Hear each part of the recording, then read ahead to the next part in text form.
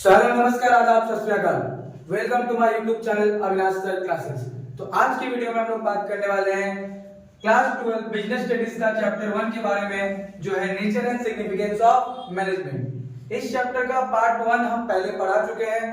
जिन लोगों ने भी पार्ट 1 नहीं देखा है तो डिस्क्रिप्शन पे लिंक दिया गया है, उस पे जाकर के देख सकते हैं आप लोग। और आज हम लोग पार्ट 2 इस चैप्टर का शुरू करने वाले हैं। पार्ट 1 में हम लोगों ने डिस्कस किया था कि मैनेजमेंट क्या होता है, मैनेजमेंट का फीचर्स क्या क्या है और मैनेजमेंट का ऑब्जेक्टिव क्या क्या है। आज का वीडियो हम लोग स्टार्ट करेंगे मैनेजमेंट का इंपॉर्टेंस से और मैनेजमेंट का नेचर उसके बाद डिस्कस किया जाएगा। पहले क्या डिस्कस किया जाएगा? मैनेजमेंट का इंपॉर्टेंस, उसके बाद नेचर। तो जो लोग भी हमारे चैनल पे नए हैं, चैनल को अभी तक सब्सक्राइब नहीं किए हैं, तो चैनल को सब्सक्राइब कीजिए और वीडियो को शेयर कीजिए अपने दोस्तों के साथ। और वीडियो अगर पसंद आता है तो वीडियो को लाइक कीजिए। तो चलिए हम लोग आगे बढ़ते हैं अपने चैप्टर की तरफ। तो आज जैसा कि हम बात करने वाले हैं इंपॉर्टेंस ऑफ मैनेजमेंट के बारे में, कि मैनेजमेंट का इंपॉर्टेंस क्या क्या होता है। तो फर्स्ट इंपॉर्टेंस जो है मैनेजमेंट का क्या होता है? अचीविंग गोल। मैनेजमेंट के थ्रू क्या कर सकते हैं हम लोग? जो भी गोल होता है ऑर्गेनाइजेशन का, उसको हम लोग आसानी से अचीव कर लेते हैं, क्योंकि मैनेजमेंट हम लोग को डायरेक्शन प्रोवाइड करता है कि हम लोग को काम को कैसे करना है, किस तरह से काम को पूरा करना है, कौन लोग काम को करेगा। ठीक है, तो इस तरह से क्या होता है? डायरेक्शन मैनेजमेंट के द्वारा प्रोवाइड किया जाता है, जिससे मैनेजर लोग को डिसीजन लेने में भी क्या मिलता है? हेल्प मिलता है, सहायता मिलता है, जिसकी वजह से क्या होता है? जो भी ऑर्गेनाइजेशन का गोल है वो आसानी से अचीव हो जाता है। तो इस तरह से हो गया पहला इंपॉर्टेंस क्या मैनेजमेंट का, कि मैनेजमेंट क्या हेल्प करता है? गोल को अचीव करने में। ठीक है, क्लियर सबको कि मैनेजमेंट किस तरह से अचीव करेगा गोल को, किस तरह मतलब हेल्प करता है?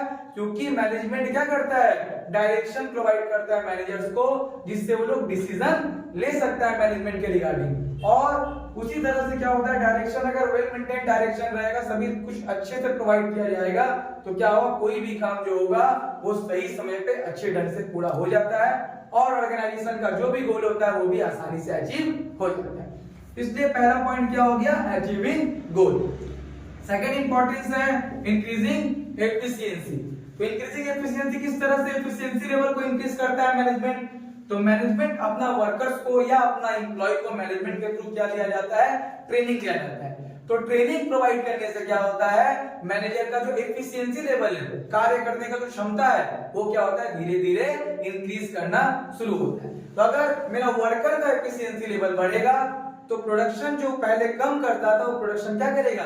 ज्यादा करेगा, जिससे ऑर्गेनाइजेशन का प्रोडक्शन कैपेसिटी जो है वो भी क्या कर जाएगा? इंक्रीज कर जाएगा, जिसके वजह से ऑल ओवर मैनेजमेंट का एफिशिएंसी लेवल भी क्या होगा? इंक्रीज होगा। ये हो गया अपना सेकंड इंपॉर्टेंस। थर्ड इंपॉर्टेंस क्या है?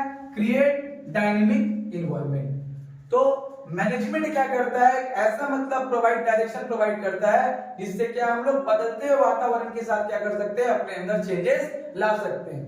जो नया नया मतलब टेक्निक है, नया जो भी मतलब मार्केट में क्या हो रहा है, चल रहा है, तो उसके हिसाब से उसका जानकारी प्राप्त करने में मैनेजमेंट हम लोग को क्या करता है? मदद करता है, जिसके अकॉर्डिंग हम लोग भी अपना ऑर्गेनाइजेशन में क्या ला सकते हैं? चेंजेस ला सकते हैं। क्योंकि चेंजेस लाना ऑर्गेनाइजेशन में बहुत जरूरी होता है, क्योंकि जो सिचुएशन जो मार्केट में मतलब चल रहा है उसके हिसाब से हर एक कंपनी को क्या करना पड़ता है? अपने अंदर चेंजेस लाना पड़ता है, जिससे क्या होगा? मार्केट में सर्वाइव कर पाएगा। जो कोई कंपनी ऐसा नहीं करता है वो मार्केट में सर्वाइव नहीं कर सकता। तो मैनेजमेंट हेल्प करता है जो बदलता हुआ जो वातावरण है, उससे जो चेंजेस मार्केट में चल रहा है, उस चेंजेस को आइडेंटिफाई करने में मैनेजमेंट क्या करता है? ऑर्गेनाइजेशन का मदद करता है, जिसके अकॉर्डिंग ऑर्गेनाइजेशन अपने अंदर चेंजेस ला सकता है और एक फेज से दूसरा फेज में एंटर कर सकता है और अपने आप को डेवलप कर सकता है उसके अकॉर्डिंग। तो ये इसलिए हो गया ये क्या? Create dynamic environment. फोर्थ क्या है? Fulfil personal objective. तो मैनेजमेंट के द्वारा अपना वर्कर को क्या किया जाता है? प्रॉपर गाइडेंस और इंस्ट्रक्शन के साथ काम करवाया जाता है, जिससे वो अपना पर्सनल लेवल पर क्या कर सकते हैं? पर्सनल लेवल पर अपना गोल को अचीव कर सकते हैं। जो उन लोग का डिजायर है, जैसे प्रमोशनल नीड्स हो गया या फिर स्टेटस का नीड हो गया, सैलरी बढ़वाना, सैलरी इंक्रीमेंट हो गया, ये सब जो पर्सनल ऑब्जेक्टिव होता है जो हर एक एम्प्लॉय का रहता है, अगर वो प्रॉपर गाइडेंस के साथ काम को करता है और इंस्ट्रक्शंस अपना सुपीरियर का मानता है तो अपना इस तरह से वो पर्सनल ऑब्जेक्टिव को पूरा कर सकता है और अपने भी क्या कर सकता है, अपने आप का डेवलपमेंट कर सकता है। फिफ्थ नंबर इंपॉर्टेंस है डेवलपमेंट ऑफ सोसाइटी। तो मैनेजमेंट के थ्रू क्या किया जाता है, सोसाइटी का भी डेवलपमेंट किया जाता है। किस तरह से, क्योंकि मैनेजमेंट का सोशल ऑब्जेक्टिव मैंने बताए थे कि मैनेजमेंट क्या करता है, क्वालिटी गुड्स प्रोवाइड करता है। कहां पे, सोसाइटी में, लो प्राइस, कम से कम दाम पर अच्छा से अच्छा प्रोडक्ट क्या करता है, मैन्युफैक्चर करके सोसाइटी को बेचता है। जिससे क्या होता है कि सोसाइटी को अच्छा अच्छा प्रोडक्ट कम मूल्य पर मिल जाता है और इसके साथ साथ ऑर्गेनाइजेशन के थ्रू क्या होता है, एम्प्लॉयमेंट क्रिएशन होता है, रोजगार अवसर मिलता है। जिससे क्या होता है, सभी लोगों को रोजगार मिलता है और अनएम्प्लॉयमेंट क्या होता है, रिड्यूस होता है और इकोनॉमिक डेवलपमेंट भी होगा। इसी तरह से मैनेजमेंट क्या करता है, सोसाइटी का डेवलपमेंट में हेल्प करता है। तो ये 5 इंपॉर्टेंस था। पहला क्या है, गोल अचीव करने में सहायता करना। दूसरा, एफिशिएंसी लेवल को बढ़ाना ऑर्गेनाइजेशन का। तीसरा, डायनेमिक एनवायरनमेंट क्रिएट करना। चौथा, फुलफिल पर्सनल ऑब्जेक्टिव को क्या करना, फुलफिल करना। और फिफ्थ, सोसाइटी का डेवलप करना। इस चैप्टर से हम लोग कोई लॉन्ग क्वेश्चन आने वाला है नहीं, सिर्फ एमसीक्यू और एससीक्यू आएगा। तो अगर हम लोग 2 इंपॉर्टेंस भी पढ़ लेते हैं तो काफी होगा हम लोग के लिए, क्योंकि 1 मार्क्स से क्वेश्चन आएगा एससीक्यू में और एमसीक्यू में आया तो टिक मार्क ही रहेगा। तो ये था इंपॉर्टेंस। उसके बाद हम लोग आते हैं नेचर की तरफ, नेचर ऑफ मैनेजमेंट। तो मैनेजमेंट का नेचर किस तरह से है कि मैनेजमेंट को क्या माना जाता है, management as an arts. Management को हम लोग आर्ट्स मान सकते हैं। तो मैनेजमेंट को आर्ट्स मानने के पीछे क्या रीजन है, तो फर्स्ट रीजन है थ्योरेटिकल नॉलेज। मैनेजमेंट के लिए किस चीज का जरूरत होता है, थ्योरेटिकल नॉलेज का जरूरत होता है। किसी व्यक्ति को अगर मैनेजमेंट करना है तो उसको थ्योरेटिकल नॉलेज होना चाहिए। किस चीज का थ्योरेटिकल नॉलेज होना चाहिए, बेसिक प्रिंसिपल्स वगैरह जो हो गया, किस तरह से काम करवाना है, देखिए उतना कम से कम नॉलेज हर एक मैनेजर के पास होना चाहिए। तो मैनेजमेंट करने के लिए थ्योरेटिकल नॉलेज का जरूरत होता है, इसलिए उसको हम लोग क्या मानते हैं, आर्ट्स। सेकंड पॉइंट क्या है, पर्सनलाइज्ड एप्लीकेशन। तो पर्सनलाइज्ड एप्लीकेशन क्यों है, सिर्फ नॉलेज रखने से नहीं होगा, उसको किस तरह से हम लोग इंप्लीमेंट करेंगे कि सभी बंदा क्या करे, मेरे अकॉर्डिंग काम करे, उतना वो एबिलिटी हर एक मैनेजर के पास होना चाहिए कि काम को किस तरह से और कितने प्रेजेंटेबल तरीके से काम को क्या करवा सकता है, पूरा करवा सकता है। उस प्रिंसिपल को इंप्लीमेंट कितना अच्छे से करे कि काम कितना हो जाए, आसानी से और बहुत ही सिंपल तरीके से हो जाए। इसके लिए क्या होता है, उसको पर्सनलाइज्ड एप्लीकेशन करना पड़ता है। Third, creativity. क्रिएटिविटी क्या है, मैनेजर के अंदर वो एबिलिटी जिससे वो बहुत ही अच्छे ढंग से अपना कार्य को दूसरे से करा पा रहा है। ये टेक्निक जिसका ऐसा मतलब क्या हो, यूज करे वो, जिससे हर एक एम्प्लॉय उसका बात को सुने, उससे इन्फ्लुएंस हो, उसको हम लोग क्या बोलते हैं, क्रिएटिविटी कहते हैं। तो ये सब कारण, ये सब चीज के कारण ही हम लोग क्या बोल सकते हैं कि मैनेजमेंट क्या है, एक आर्ट्स है, क्योंकि मैनेजमेंट के लिए थ्योरेटिकल नॉलेज का जरूरत होता है। सेकंड, पर्सनलाइज्ड एप्लीकेशन होता है।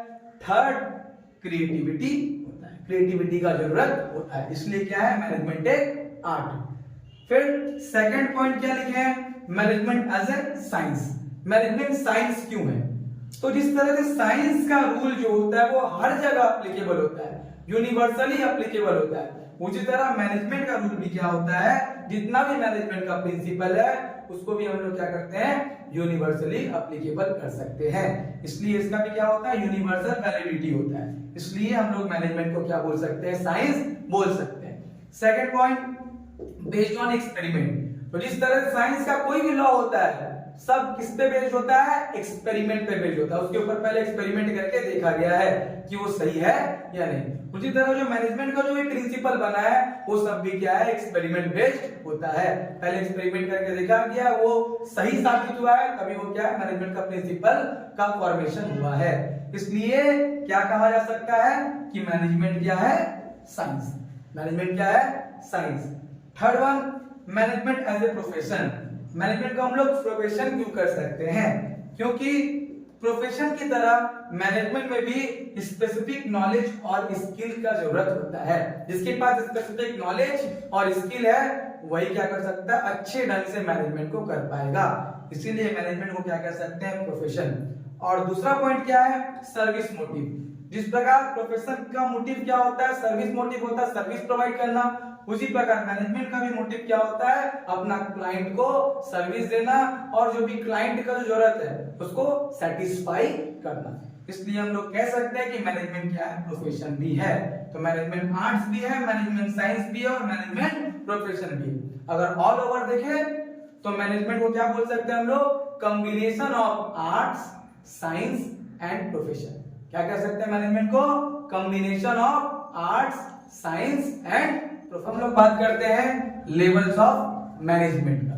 तो लेवल्स ऑफ मैनेजमेंट के हिसाब से मतलब मैनेजमेंट का टोटल कितना लेवल होता है, तो मैनेजमेंट का टोटल 3 लेवल होता है।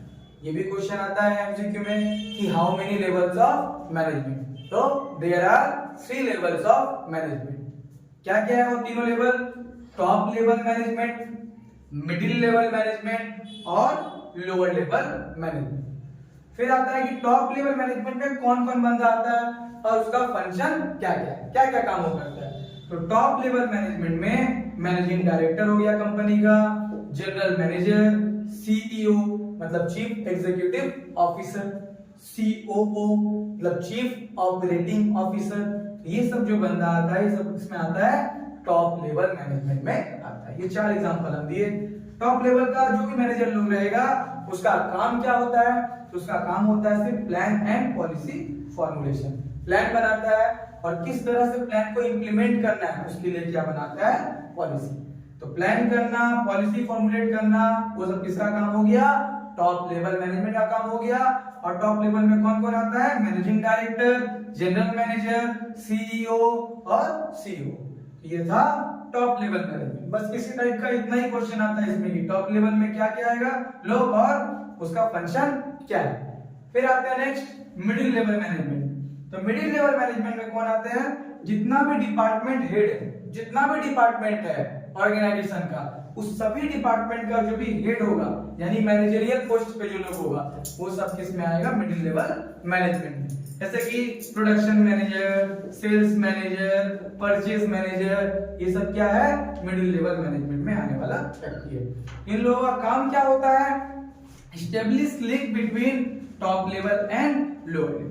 तो टॉप और लोअर लेवल के बीच में क्या करता है, लिंक एस्टेब्लिश करता है। मतलब टॉप लेवल से जो भी इंफॉर्मेशन होगा उसको लेकर के लोअर लेवल तक पहुंचाएगा और लोअर लेवल से जो रिस्पांस मिलेगा उसको वापस से कहां पहुंचाएगा, टॉप। तो एज अ लिंक मैन ये मिडिल लेवल मैनेजमेंट में जितना भी मैनेजर लोग होता है वो काम करता है। इसका मेन काम क्या होता है, लिंक एस्टेब्लिश करना टॉप लेवल और लोअर लेवल मैनेजमेंट के बीच में। थर्ड वन क्या है, लोअर लेवल मैनेजमेंट। तो लोअर लेवल का मतलब मेरा एम्प्लॉय या वर्कर नहीं हो गया, लोअर लेवल का मतलब हो गया वो भी मैनेजरियल पोस्ट पे ही बनता है लेकिन उसको लोअर लेवल पे थोड़ा मिडिल से थोड़ा नीचे लेवल पे काम कर रहा है, लेकिन वो भी क्या है, मैनेजर ही है। क्या क्या आएगा उसमें, सुपरवाइजर, फोरमैन, इंस्पेक्टर, ये सब लोग क्या होता है, लोअर लेवल मैनेजमेंट में आता है। उन लोगों का काम क्या होता है, guiding, instructing and motivating subordinates. जो एम्प्लॉय होता है, जो वर्कर जो काम कर रहा है, उन लोग को ये लोग क्या करता है, गाइडेंस प्रोवाइड करते हैं, इंस्ट्रक्टिंग इंस्ट्रक्शन देते हैं कि कौन सा काम करना है कौन सा काम नहीं करना है, और मोटिवेशन प्रोवाइड करते हैं वर्कर को। किसके द्वारा मोटिवेशन, गाइडेंस और इंस्ट्रक्शन प्रोवाइड किया जाता है, जो बंदा लोअर लेवल पे काम कर रहा है, जैसे कि सुपरवाइजर, फोरमैन और इंस्पेक्टर। तो आज के वीडियो में बस इतना ही। नेक्स्ट पार्ट जो इसका हम लोग बात करेंगे उसमें अपना चैप्टर क्या हो जाएगा, खत्म हो जाएगा, जिसमें हम लोग फंक्शंस ऑफ मैनेजमेंट के बारे में बात करेंगे और कोऑर्डिनेशन का टॉपिक के बारे में बात करेंगे। तो ये 3 पार्ट जो होगा हम लोगों का, उसमें हम लोग अपना चैप्टर 1 को खत्म कर देंगे और जिस दिन हम लोग चैप्टर 1 को खत्म करेंगे उस दिन ही एमसीक्यू का जो पीडीएफ होगा वो आप लोग को डिस्क्रिप्शन पे मिल जाएगा और एमसीक्यू हम डिस्कशन भी करेंगे। प्रॉपर जितना भी चैप्टर हम पढ़ाएंगे सबका ही एमसीक्यू और जरूरत पड़ा तो और एमसीक्यू क्वेश्चन भी आप लोगों को डिस्क्रिप्शन में मिल जाएगा। तो अगर वीडियो पसंद आ रहा है तो वीडियो को लाइक कीजिए, दोस्तों के साथ शेयर कीजिए और अभी भी आप लोगों ने हमारे चैनल को सब्सक्राइब नहीं किया है तो चैनल को सब्सक्राइब कीजिए। Thank you and keep support.